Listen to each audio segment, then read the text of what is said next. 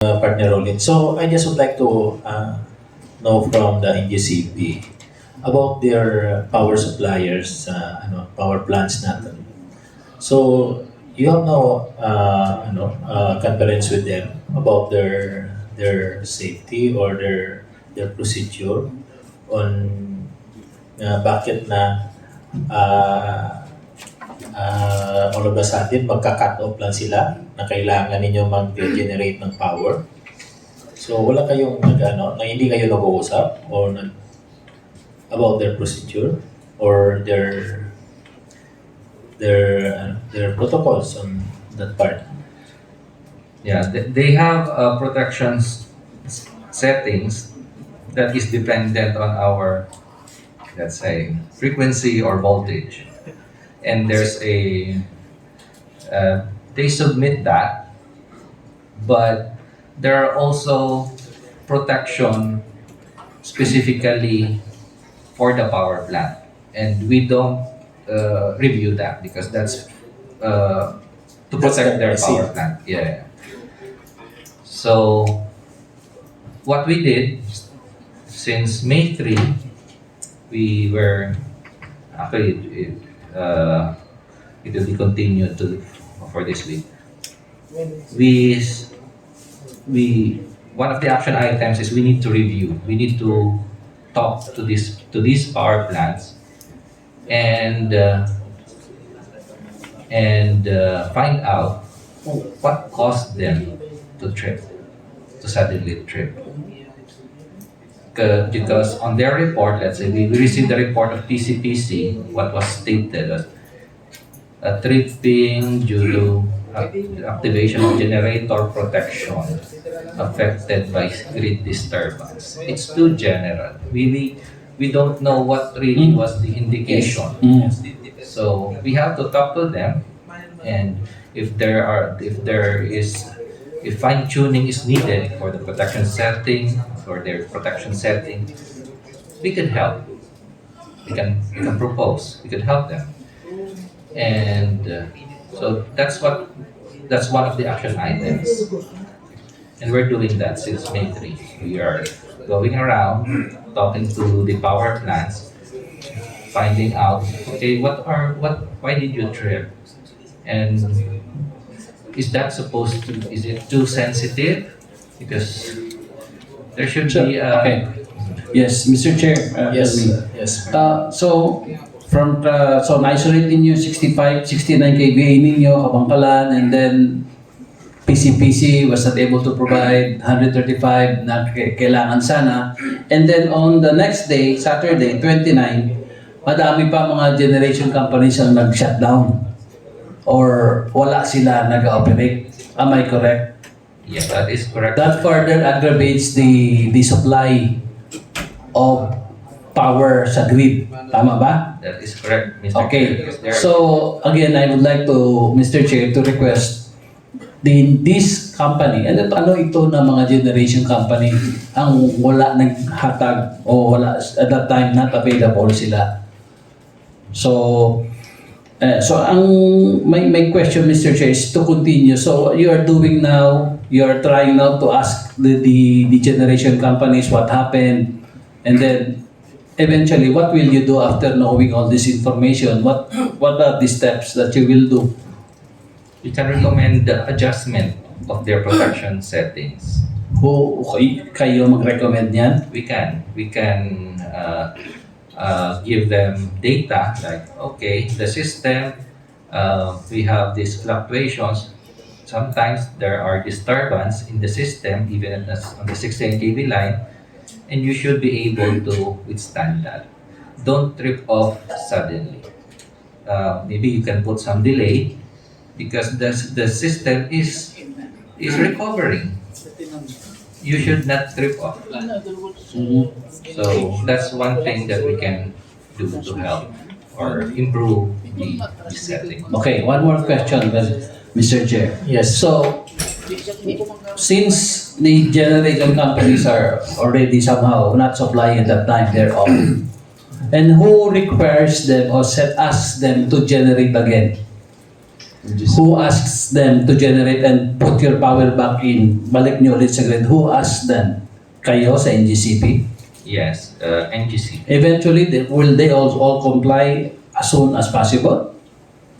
That is correct, Mr. Chair. That is our, that's what we believe.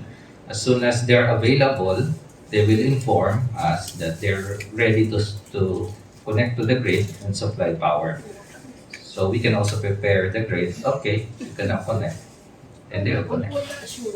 So meaning, at that time pala, yung mga generation companies natin, hindi sila available pala at that time, ng 27 hanggang 28, hanggang 29. There are additional unavailable plants on April 28 and 29 because they already disconnected from the system, meaning they have to start their equipment. So there's a preparation before they can be ready to provide power to the grid. Especially for the coal plants, it will take some time for Yeah, I understand. Of course, ano pa yan eh. Mainit pa. Yes. No. Yeah, we understand. Pero, again, Mr. Chair, this is now where we can see. Wala pala tayong hawak sa generation company. Yun. Wala palang system ang gobyerno natin na, to comply these generation companies to provide power always na available. Am I ganun ba? Or do you also, another question is, kung sige sila nag-produce ng power, kaya lang siguro baka walang bumibili sa kanila. Hindi naman kaya ganun yon? Paano yan?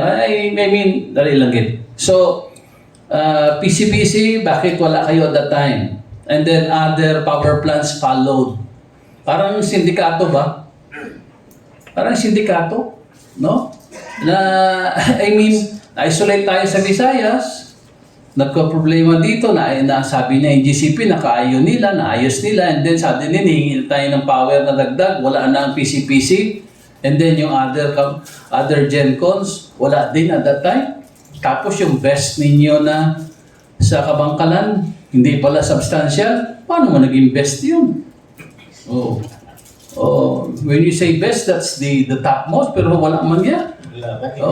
Zero eh. Hindi best, poor, law eh. So, Mr. Chair, ang akong diri, we would like to know is, maybe be appraised na wala na sanang mangyari na ganito in the very near future. That you are now trying to put all of these things in place and then again to upgrade your facilities. So, you're targeting yung by your BSUP 1, tapos na ang BSUP 1 nyo. Mr. Salarsa, tapos na. Yung Bishop 2 yung ongoing. Yung BSUP 2 ang ongoing. So, kailan nyo matapos yung BSUP 2? Yung ibang substation is we intend complete by 2024. Bako? Except yung panit and conception, no, kasi under bidding pa yung secondary device. Although yung transformers nandun na sa substation. But Pero Mr. Salarsa, by the way, Mr. Chair, no?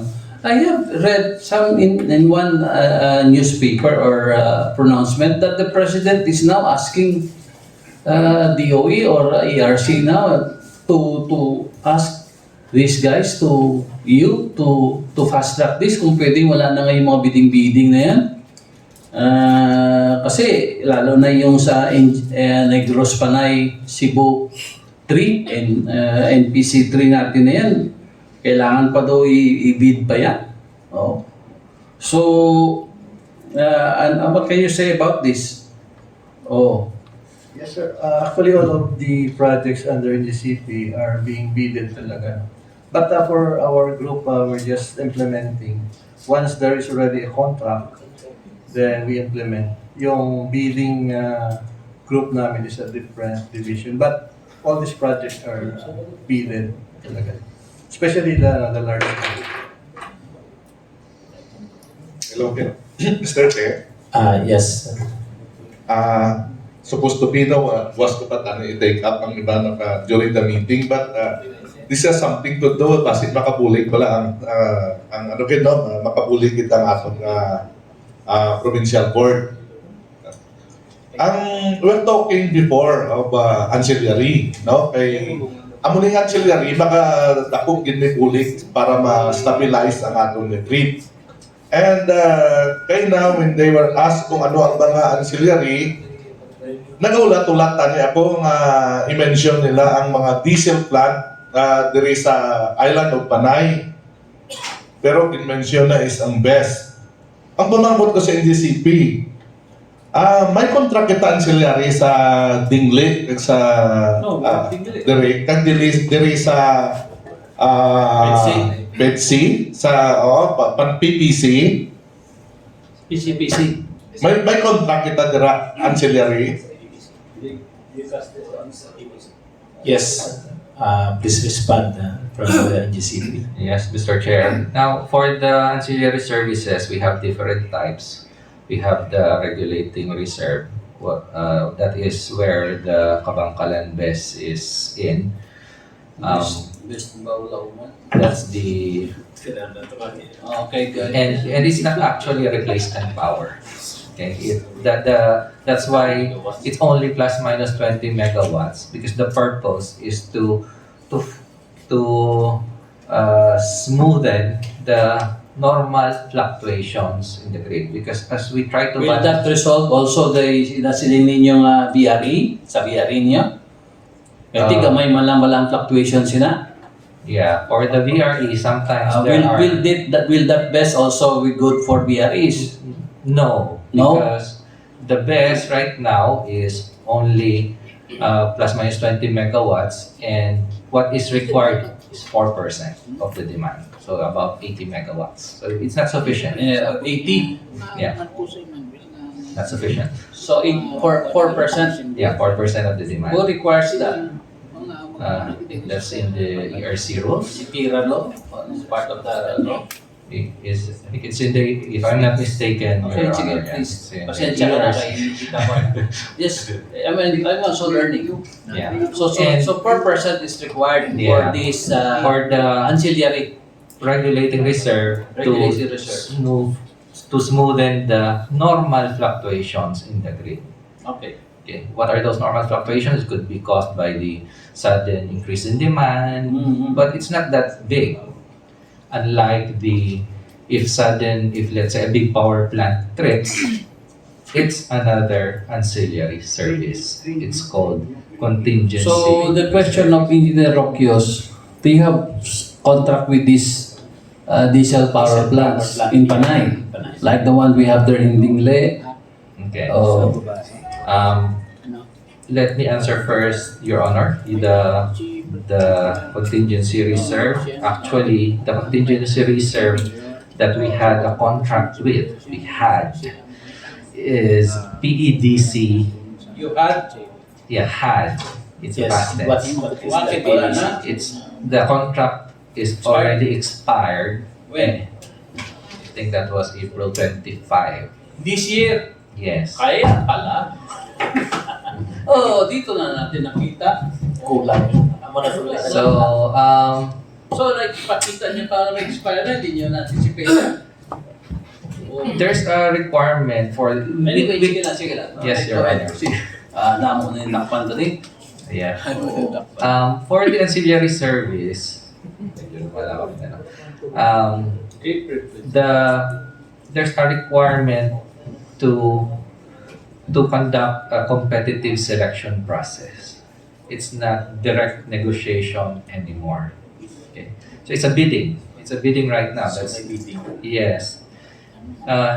It was already done. I forgot the date, but it was already done. The next step is for the civil service procurement agreement. It's like a contract to be submitted to the ERC, and ERC will approve. Then we can use those plans. So that's for the contingency. Mr. Chair? Yes. Okay, may point. Engineer? my point only is if ever may arak na sila, I think we could ask ERC to fast track the approval. Kay amo man na ang isa ka recommendation sa Department of Energy sa ilang letter na dapat maaprubahan na sa ERC ang mga pending nilang application for ancillary. So maybe this body can this committee can help. We can Yes, make Through a- resolution, address to the ARC. We will make a They will make resolution. help with the Iloilo province. So, to request ERC. ERC. So to the NGCP, so hindi nyo na-anticipate na mag-expire na pala yung contract ninyo by April 25. Sana before that, inasikaso nyo na mag-renew ng contract or whatever sa mga ancillary ninyo. Yes, Your Honor. We actually initiated renewal of the contract, but if I'm not mistaken, there's a precedent on that. It was renewed, but the ERC did not, how do I say this, disapprove, because direct negotiation is not allowed anymore. It has to go through the bidding, the competitive selection process. So, Mr. Chair, can I ask Christian? My question is, yung expired yun na contract ancillary yun, no? Sa PEDC, ilang megawatt yan?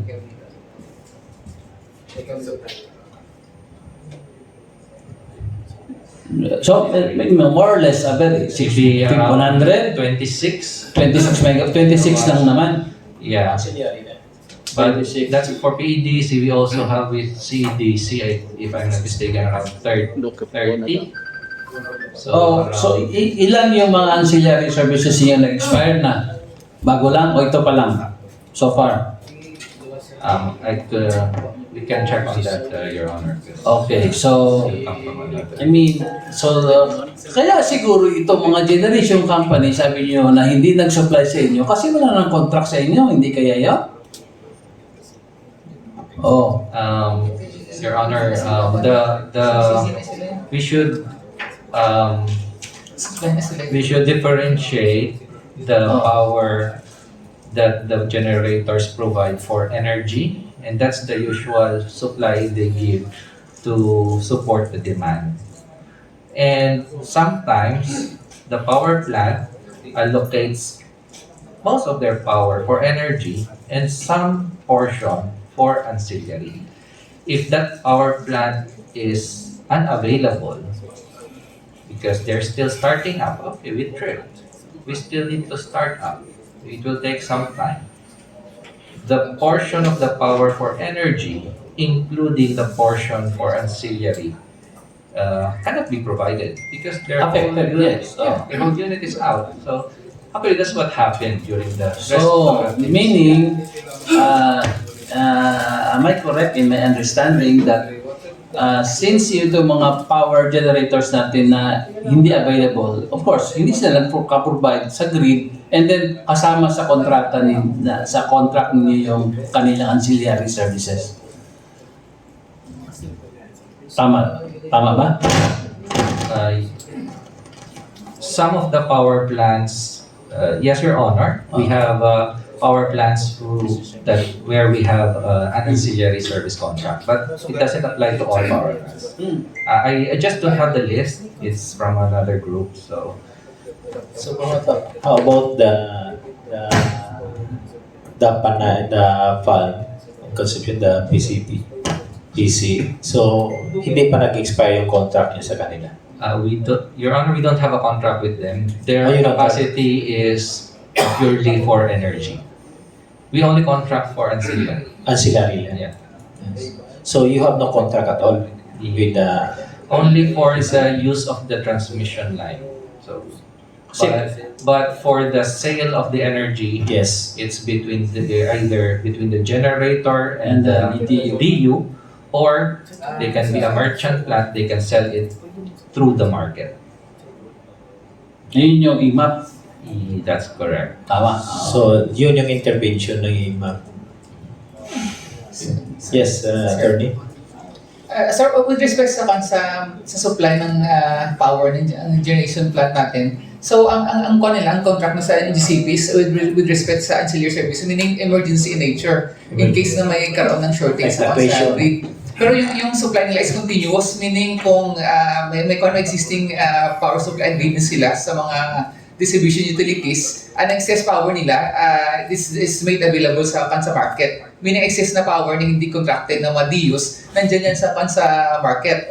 So kinagawa ng DU dyan, ini-aware na may peaking sila, so kumukuha sila dyan sa market, sa spot market. So yun yung nangyayari. And with respect sir sa ancillary services, spending with the ERC, I believe we should take proper caution on this. Because ancillary services is, once approved, is passed on as part of the transmission cost sa consumers. It will increase the rate ng nababayaran natin sa fund. So, ang nangyari ngayon, if NGCP as a result ng mga interruption na to will engage the services of additional ancillary services, this would mean an increase rin sa ating transmission cost. Kasi ang ancillary services is integrated as part ng unbundled rate natin sa transmission cost, aside sa line rental. And secondly, Mr. Chair, yung sa question natin, how can we prevent future recurrence ng nangyari ngayon? So, this is just a suggestion, if the NGCP would hear me out. Yung mga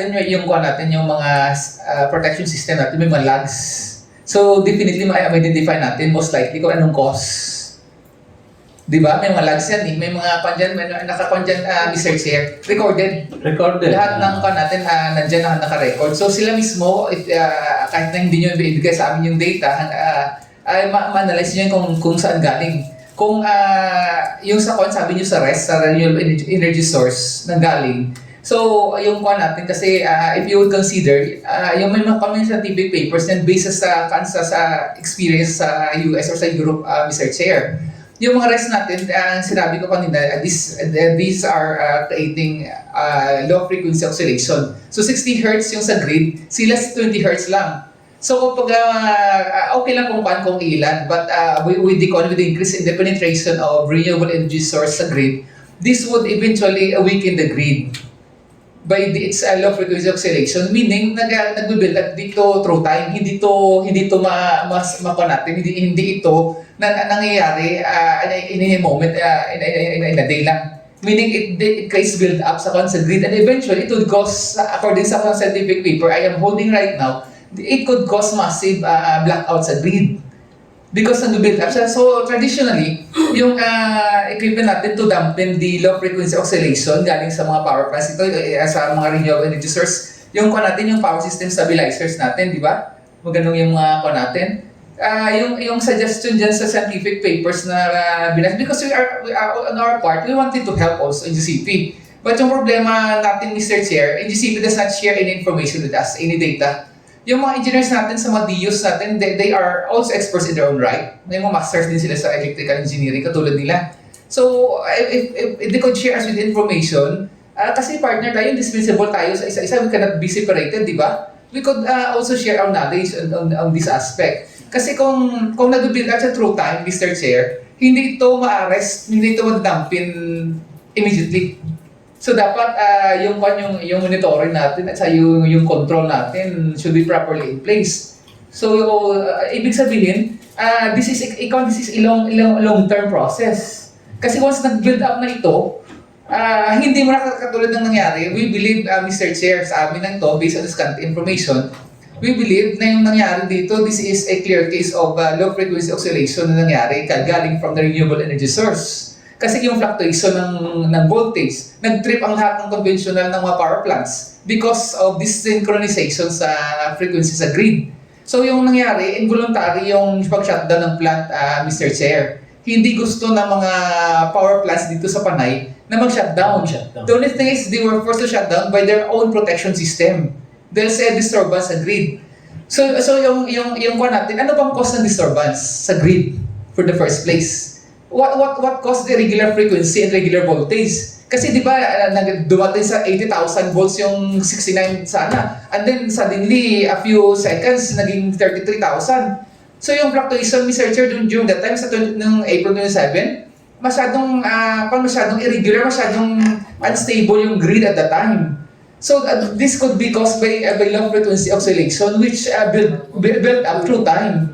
Maybe you could look at this side kasi nag-increase, especially sa Negros kasi maraming solar plants ngayon. Hundreds of megawatts yung na-inject ng solar power plants dito sa Negros. Di ba? At kasi, I'm sorry but NGCP sana, hindi ba may grid impact study kayo? Bago maka-connect yung plant, nagkaroon kayo ng impact study. And you should have considered this. I'm sorry, I'm not blaming you But yung pinupuntahan ko lang to prevent recurrence of this incident in the future. Yung sa impact study natin, makita natin kung may problema or ano bang dapat i-upgrade natin sa system. Sila, they are recommending for the installation ng phaser equipment, phaser synchronization nila para ma-detect early and then ma-dump early yung frequency. Kasi ang frequency kasi, Mr. Chair, katulad ng sound ito, vibration for example. Ibig sabihin, pag na-stop mo na yung source, hindi ibig sabihin mag-stop yung vibration, continue pa rin yan, nandyan pa rin yan sa grid. Ibig sabihin, kahit na-isolate mo na yung source, yung oscillation nandun pa rin, nag-vibrate pa rin yung grid and stable pa rin. Yun yung visual natin na explanation. So I believe NGCP should try to review the integrity of the grid based on this aspect. Kasi ngayon I believe wala kayong instrument to detect appropriately yung low frequency oscillation na naka-escape sa grid. Meron ba tayo? Meron ba tayong na instrument to detect the escape ng low frequency oscillation sa grid natin coming from the renewable energy source? Kasi based sa scientific paper na to, Mr. Chair, dito in-explain talaga yung experience sa Europe, nagkaroon din ng massive blackout yung grid because of this. So kung hindi ma-detect ito, this will recur at any given moment in time. Once na mag-build up yung... Can you provide Thank you, Attorney. I hope you can share that with the grid. Yes, this is usually a furnished scientific paper. Mr. Can Chair. make their observation and study about that. Okay, Mr. Chair. So, in a reaction from the NGCP about the comments of Attorney Bolsonaro.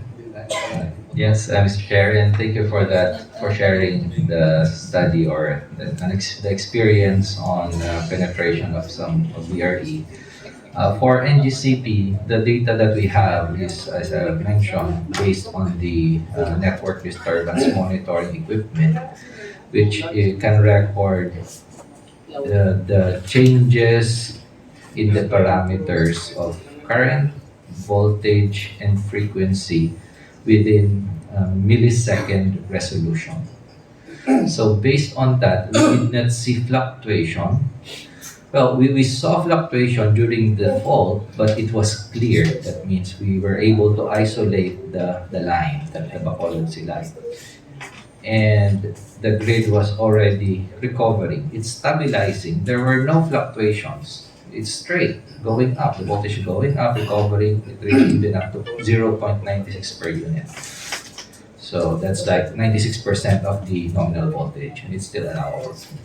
Until PCPC tripped, and it caused a sudden drop of the voltage, and eventually it fluctuated. So the fluctuations or the oscillations, that was during the tripping of the other units, generating units here in Panay, PEDC Unit 1, Unit 3, PDPP.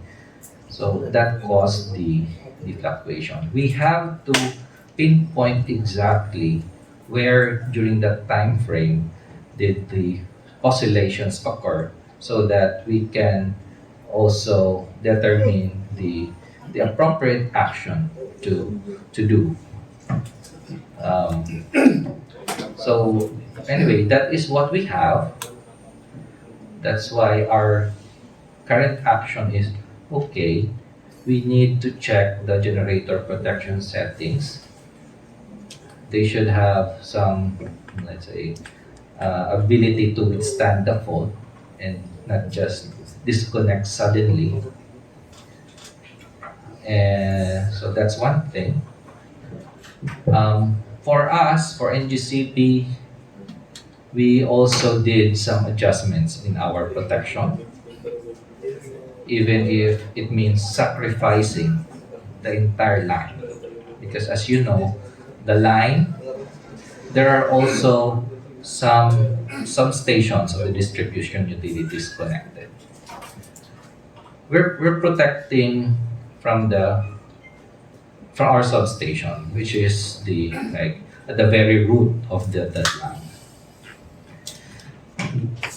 We have to coordinate the protection so that if the fault is in the distribution utility, their protection system would isolate the fault first. By doing that, the only affected area is the one being served by the distribution substation, and not the co-op, the entire customers connected along that 16 kV of transmission line, or we call that feeder. But with the recent incident, we made a drastic move to adjust. Okay, we won't wait for you. We will isolate immediately from here. Even if it means, okay, affecting everybody connected along that line. That's what we did. So During the other line. The other connected customers. That's what we did because we don't want for this to repeat again. Okay, but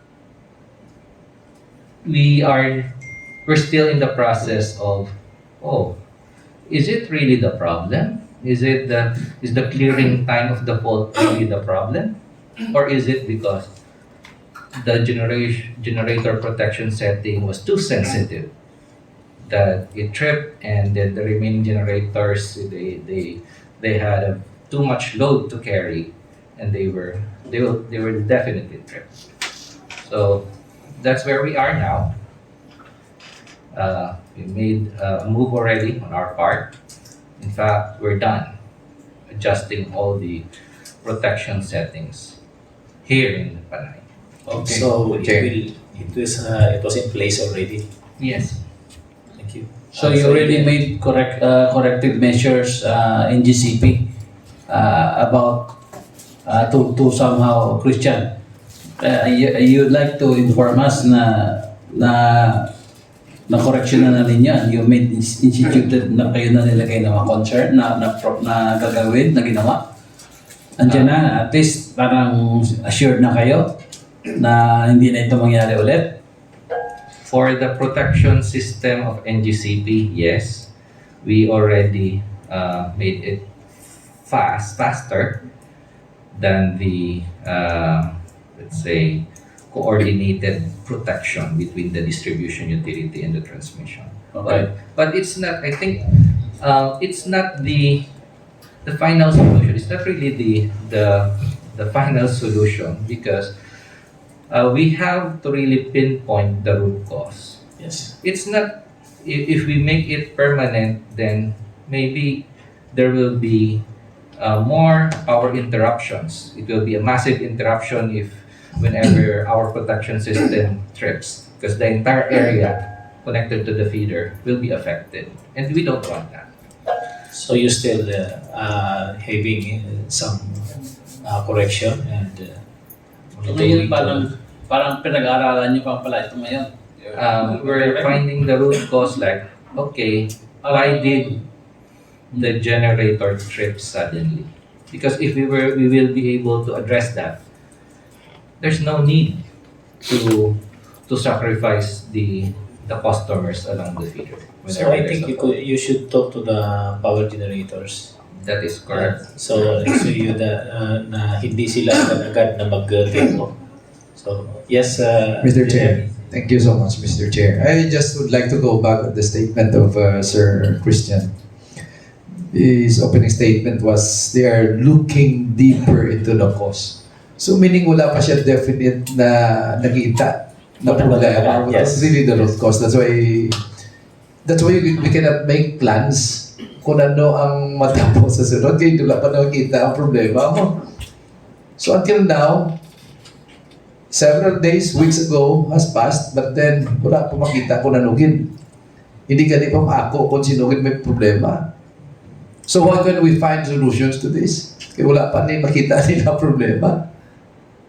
So we return back actually, I have talked to generators. They mentioned sensitive yun na nila protection. How can you not make it not because the investment is in billions? Would you sacrifice your billions worth of investment for that protection kung maguba lang to sustain that fault? Hindi man guro na sila. So I don't know how they will synchronize it with the grid, the NGCP and the generators to come up with a siguro normal guy. But ano, si generator, hindi man siya magbalik sa grid. Mag-synchronize, kundi pag magabala ng NGCP nga, pwede na ka load. Pag nakita ni generator nga hindi pa normal ang frequency sa grid, hindi man na siya magbalik. So meaning the final call is from the NGCP for the generators to return online. So lagi siya may mo. Can we talk to generators kung may problema ilang planta during that time? Wala man. Guba planta nila, wala. They are operating well. So meaning any time of the day, NGCP will call the generators to return back online, winikit sila. So hindi sila ang problema. Gaset sa mong protection, I think sila man. Sa NGCP man. So I think if until now hindi ni NGCP makita kung din kita problema sila, then we will have to put it in our mind this might happen again. Import lang ka generators naman eh. Para daw ano bakal. But I just have asked last time with the governor, is there a way that we can go beyond NGCP? Yes, we can. Pwede. Hindi kita magi. So independent generation is the answer to that somehow. Pero hindi siya permanent. At least during that time na pwede may problema. So if you have an independent generation sa imo area, then you can supply power. Apart from NGCP. Pwede gid. That's why during the, Mr. Chair, yes. that's why during the Provincial Disaster Council meeting, there were 7 resolutions, no, for about this related sa ano. One of which is ginagani ang fast track the signing of the ASPA, the Ancillary Services Procurement Agreement. Para sa akon, masiling si James, no, this is ano, na add-on na. Pero bilog man nga Bisaya sina ang makuan, ma-share. Ang importante ang sustainability, availability sa power nato. Am I correct, guys? Oh, so I guess that's one. That is one of our resolutions, Mr. Chair. No, ikaduha, dali lang engineer after me. Ikaduha, kung may mga parehasin would we sincerely request NGCP to issue a statement on time, tapos yung technically na maintindihan ng tao, because understanding, no, connotes acceptance. Maintindihan namin kayo sa tama na informasyon. Pero kung ibigyan nyo kami ng mga technical terms na hindi namin maintindihan, lalo kami magalit sa inyo yan. May mga SERPs, mga you let us understand. You consider us not like you guys and you let us know. Kasi we are here as a, so we should be hearing from you anytime, from now on, simpler, no, layman's term, kung pwede kaya ninyong ihimay-himayin na maintindihan ng tao, ma-absorb ng tao because understanding again, no, accepts the reality. And eventually, hindi na yung DUs. Kasi for your information, I was once a director also of Iloilo 2. Kawawa ang DUs na hindi maintindihan. We understand also you guys. We're trying to understand you. That's why we're here to help. No, pasensya na ako nagtaas ang tingog ko, no? Because that's what I am. Hindi kaya siling nga daw kuan lang kita because I am you know what, damo to sa amon nga mga manugpuno nga nagreklamo. Again, no, because of that. The price possession manugpa na nagharangla ang ilang bangros o bangod kay wala sin paddle wheel nga nagatatlo ka adlaw. O sabong ginapakwanto kung pila ang costings and we will submit it to the provincial government to consolidate all of this. No, these are just one. Maayong mga negosyante, engineer kay yado, kita ako baligyan nila generator, no? Oh. So, fast-track designing of the ASPA. And then, review the reliability of each of the Visayas sub-grids ninyo. O, review and check, and then anong pwede nato mahimo sini. No? And then, regularly, please update us. No, we are your partners. We are here to help. And then, again, sa una kong statement NGCP should increase your, fast track your BSUP ninyo kung sa December 2024 pa na. Matapos, dako makita nyo. Kung pila ka double time, not double time, triple time. So para ma-resolve ini once and for all, because as you may know, Visayas has a positive growth rate economically. So like we don't want na ma-stamp ang growth naton diri. No?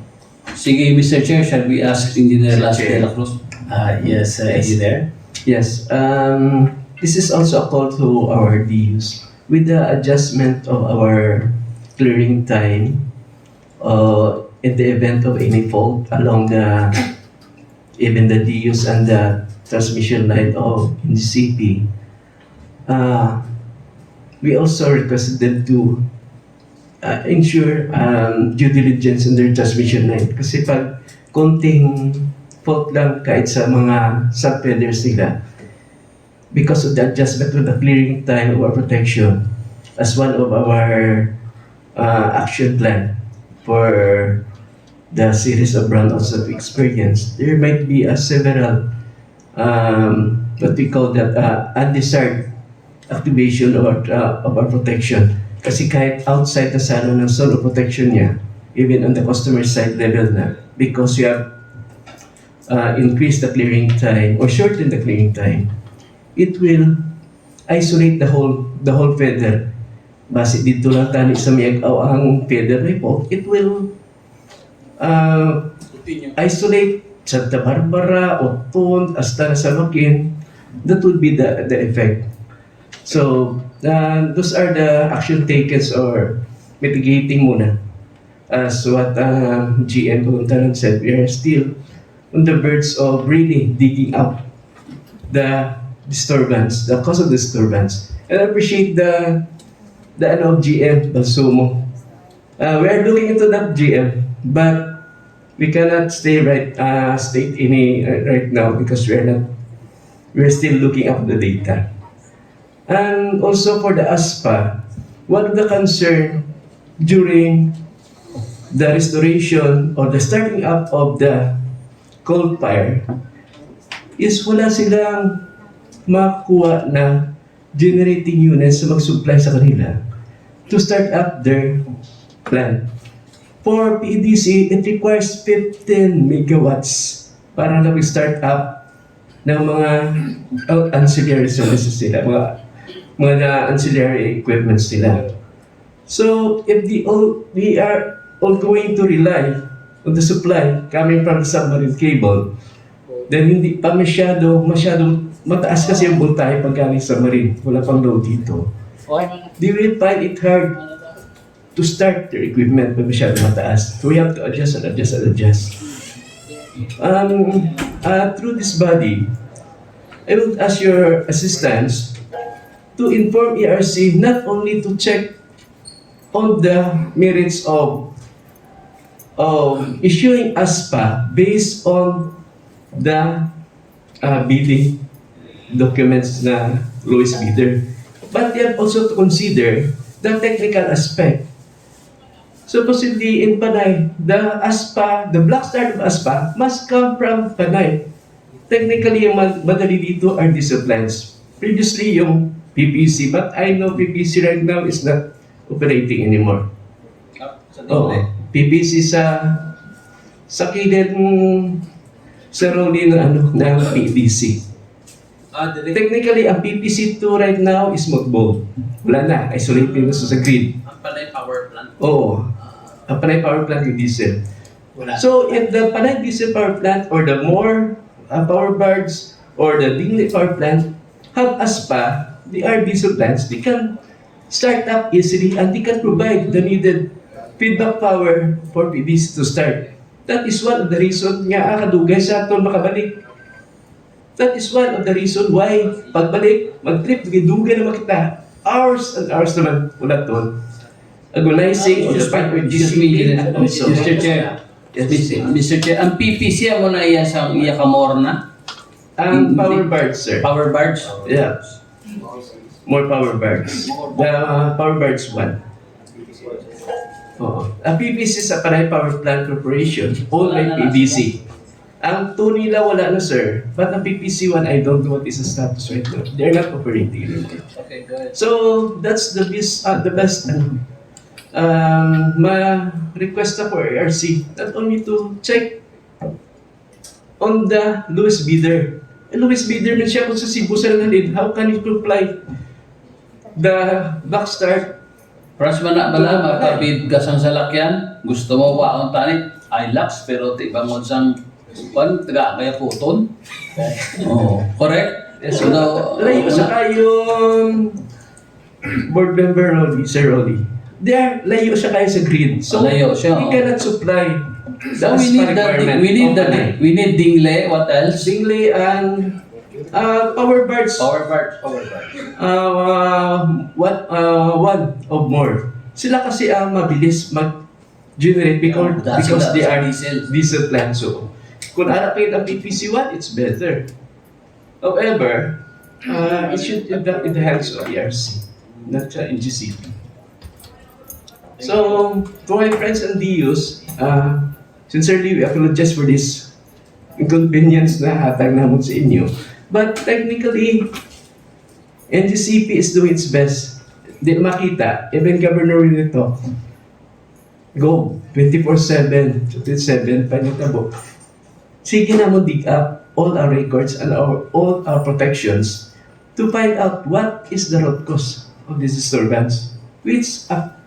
Because Panay is really sa dulo sa punta kita. True na hambal ni GM Balsomo. The ripple will start here. Bisa nag-stop na sa punta, sige pa na iya. That is what happening to us.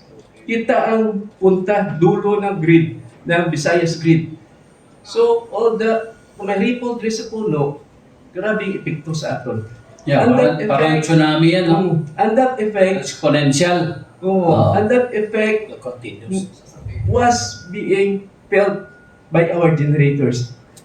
During that time, weak ang Panay because isang unit sa PDC is not operating under maintenance. It is a force outage. So, that is a big issue.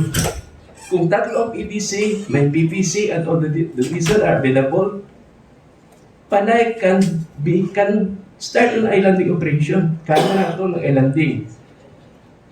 But without PPC and one PDC, we cannot stand. Mga 30 megawatts to 40 megawatts of PPC, that would cause brownout. So we need all these plants. Kasi po nga ang plants, especially with the incoming of PDC Unit 2, we are looking at a more stable grid sa Panay. I'm talking of Panay. So hopefully, before any event would happen again, with our mitigating actions being undertaken, this will dampen, so this will dampen the effect of low frequencies that you're talking about. This will dampen the effect at the ripple sa punta, kay strong kita, we can hold. Hindi kita mauyo. Muna na guro. Sir. So I think Mr. Chair. we can, for that, I think nakita natin kung diin ginang kulang. So we in the Panay can operate by that, no? No? Kung bisan na trip off sa sila ito, maka-operate kita, that is the wonder of the, the back of the minds of other people nga, why is it nga kita sa Panay may mga kita gain so nga kalawig ka burn out kid, no? So that is the answer for that. So yes, Ernie? On the part of the distribution utilities, Iloilo 1, 2, and 3, sir, yung protection system ng mga substations namin is actually being set by the NGCP. We would like to assure them of our full cooperation. We will wait. Okay, di ba yung matao dito yung pupunta sa substation natin, and then set ng proper settings natin. If we wanted to change yung protection settings natin, we wanted to fully comply. We are fully supportive sa effort ng NGCP, sir. As we are always doing. Kasi depende kami yung kasi sir, yung Mr. Chair, yung DUs, we are passive, meaning we are just receiving kung ano yung ibibigay sa atin ng NGCP. So dapat sila yung mag-take ng lead talaga, especially sa mga protection settings natin. Sila yung mag-take ng command. On our part, we should be fully cooperative sa kanila, and we are expressing our full cooperation kung ano man yung magiging moves natin in order to prevent yung further recurrence ng problema natin. Maybe that is also the answer nga why is it nga other municipality have already restored their powers, other not, no? Kaya may mga protection settings gali, no? Hindi direngan gali ito, no? Daw gradual ang pagpasulod sa power, no? So I think thank you Git, no? So with that suggestion mo sir, maybe Engineer De La Cruz, maybe who can transact that with the power generators and auxiliary sa ano? Is it not nga kamuman mismo sa NGCP? We have our RRA group in charge of that the activity. However, it is mostly more on the ERC decision. They are the one directly coordinating with the generating groups. And I believe, as I understand, they'll be setting another coordination meeting with the diesel plants here in Panay. Maybe they'll be setting it somewhere in June this year. Hopefully, sana may ma-i-issue na sila na ASPA Black Start for the diesel plants in Panay. So what is the needed is only for the ERC to fast track the approval of your Yes, sir. application. I think they are coordinating with the local diesel plants here in Panay. As much as this happens, maybe Yeah. may order na rin sila. So, meaning, Mr. Chair, I would like to propose that this committee hearing, we will have a resolution requesting Yes. ERC about the ASPA ASPA nga diri sa Panay. for the Panay, Home for Panay Panay, or Panay, particularly for Dingley Panay auxiliary and then the generators. power barge of Moore, because I'm taking notes on this. So, this will further ma-assure kita diri. Kay basi matuod may mabid man nga dito sa ibang nga lugar, malayo. So, it will, again, take time kag hindi ideal. Ideal ang ining diri Yes. sa aton, no? So, I was researching, Mr. Chair, the San Miguel SMC GP. Yun yung best doon sa they call it Especel. Especel. So San Miguel Corporation GP, SMC GP. The one in they're in Kabangkalan. that's ancillary there in Kabangkalan. So again, Mr. Chair, we will have a resolution for this, no? Again, requesting ERC.